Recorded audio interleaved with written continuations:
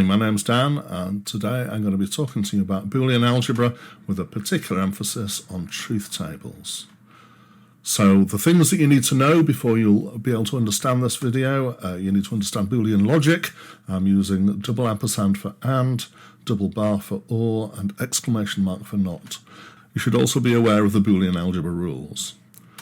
So here is a truth table, and it is a table, okay. So what we're going to do is we're going to use this to show in a different way the inputs and outputs from a Boolean statement or some kind of combined Boolean statement. We'll see some examples as we go along. And so each row of our table is going to represent one possible combination of input values. And instead of using the words true and false, it's fairly traditional to use 0 to mean false and 1 to mean true. And this has some similarities to the way computers work and looks like binary. In fact, if you look on the two columns, the A column and the B column, we actually have a list of possible combinations which looks very much like counting up in binary. So now we can put in our results as they should be from our Boolean statements. So in this particular occasion, I've put in 0001, and this is equivalent to A and B. So we can say that this is the truth table for A and B. Let's very quickly go through. When A is 1 and B is 1, so that's when A is true and B is true, the result is true, and in all other cases the result is false. Yes, that maps to our understanding of A and B. So how about my front door problem? In a previous video, we looked at a problem that I had to do with my front door. We're going to do a quick recap here. So I can get through my front door if the door is unlocked or it is locked and I have the key. We can turn this into a Boolean friendly type situation by taking these statements and turning them into variables. So we've got not locked or locked and got key. And we're going to just move that around and replace the words with operators and put a pair of brackets in. That properly expresses our situation in the form of a Boolean formula. So let's have a look at this and put it into a truth table. So here we have a truth table that's appropriate for here. Instead of A and B, I've got my two input variables locked and got key. And we're going to try and map what the results are coming out of this. So first of all, we have the left-hand side term here, which is not locked. So the top two rows represent the situations in which the door is not locked. It doesn't matter whether I've got the key or not, I can still get through the door. So the result is true or 1 in our table for both of the not locked situations. The right-hand side, locked and got key, is represented by the bottom row here. So locked is true, got key is true, gives us a result true. And that's the two terms that will give us situations where I can get through the door. So any other combination means I cannot get through the door. So the remaining row that we've got, which is where the door is locked and I have not got the key, means I cannot get through the door. So the result is 0. So that was quite a straightforward example. We're not limited to 2 inputs. Here's a truth table which has 3 inputs. Once again, we need all possible input combinations, and because there are 3 inputs, there are more combinations, and once again, this is looking like binary. It's traditional to actually write this out in such a way that it does look like binary. It tends to be easier to find your way around the table.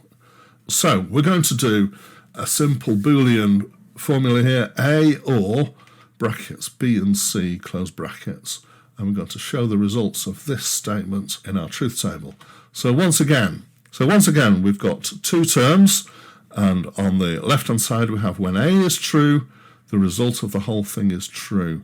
So the bottom 4 rows here are all the situations in which A is true, and so our result will be true as an output for all 4 of those. On the right-hand side we have B and C. So when that is true, the result is true. So the 4th row represents this. Also the last row, the 8th row, but we've already got a value for that, and this doesn't override that value. So we've used all the terms that are in our formula, so we know that all the ones that are not represented in the formula, our output will be false, so we can put zeros in those 3. So that was pretty straightforward. That's effectively truth tables. What we're going to do is we're going to take a truth table now, and we're going to show a way of using this truth table to construct some Boolean algebra. In fact, reverse engineer it effectively. So here's the truth table for A or B. And it's fairly straightforward. This is as you would expect from your understanding of A or B. When A is false and B is false, the result is false, but all other cases, the result is true. So we can use a truth table, and we're going to use this as an example. We can use a truth table to construct a Boolean expression. We've actually constructed this truth table from a Boolean expression, and we're going to go backwards now. We're going to take this truth table and create Boolean algebraic statements from it. And so this is one way of getting a starting point for a Boolean problem. If you've been able to construct a truth table from it, you usually end up with something that's quite long-winded to start off with, and you need to use your Boolean algebra to do simplification from that situation. So we're going to take each case, which is each row in our table is a case. So we're going to take each case that gives us a true result. We've got... So the first one doesn't. The second one is not A and B. The third one is A and not B. And the fourth one is A and B. All three of those give a true result on the output. So because any of those three will give us a true result, we can combine these three terms together using OR operators. And we're going to just shuffle it around a bit like that.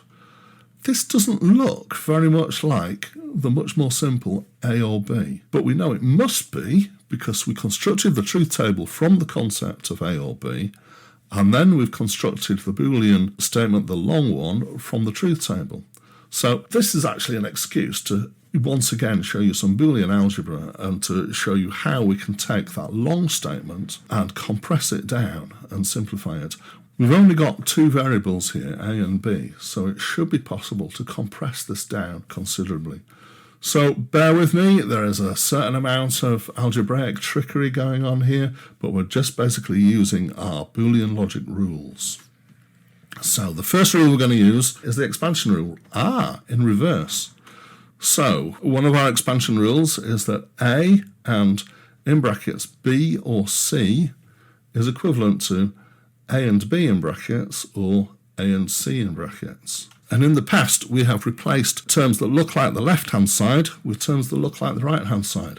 But because these two are equivalent, we can actually replace something that looks like the right-hand side with something that looks like the left-hand side. So we can use these rules in reverse if we want to. And in this particular circumstance, we do want to. Because we have our second term and our third term, if we look at them together, it looks quite similar. We've got something and something, or the same something and something different. Now, don't be thrown out by the fact that I've got A's and B's in the top formula, and I've got A's and B's in the rule. The A and the B in the rule do not have to be the same A and B in the formula that we're using. It would have been possibly clearer if we'd used X, Y, and Z in our formula that we're trying to reduce, rather than the A and B. Unfortunately, that's not the case, so we're going to have to live with it. The other thing is that our B in the bottom statement in our rule is equivalent to a not B in our main formula, and C in the rule is equivalent to a B in the top. Again, not B and B are actually related, but at the moment, for the purpose of this rule, we're going to pretend that they're not related. It's not important at this stage. It will become important later. So we're able to take this to be an equivalent to the left-hand side of the rule, so we're able to compress those brackets here. So instead we have A and brackets not B or B. Right, let's take this statement and let's apply some more rules. So here's one of the single variable rules. A or not A is equivalent to true. Oh look, we've got here in this set of brackets not B or B. Now I hope you're happy with the fact that these two are switched around. I could use the commutative rule to switch them around, but in my head I don't need to do that because I can just see there's an equivalence there. So not B or B is equivalent to true, so I can put true in. Now another single variable rule. A and true is equivalent to A, and in fact we literally have it written exactly the same as that, A and true, so we can replace that whole right-hand term here with A. I'm just going to do a quick swap around so it's a little bit easier to see. And here's our formula. So we have A or brackets not A and B. Now we're going to expand the brackets. This isn't necessarily an intuitive thing to do, but we're going to do it anyway. I'm going to see what happens. So I'm going to expand the brackets, and I haven't done an animation this time. If you want to check that I have expanded this correctly, do just pause the video and have a look. So our expanded brackets give us A or not A and A or B. Another of our single variable rules, A or not A equals true. We actually used this a little bit earlier with some B's. So our left-hand term here we know is true. And finally, we know that A and true is equivalent to A. Once again, these are switched round, but because and is commutative, it doesn't matter which way around they are around the and operator. So this is equivalent to A or B. Oh, look, we've done lots of algebra, we've used lots of rules, we've reduced our great big formula that we got out of our truth table down to A or B. So the rules have worked. We have shown that the thing that we got out of the truth table is equivalent to A or B. We are so clever, we did it, hurrah! And that's the end.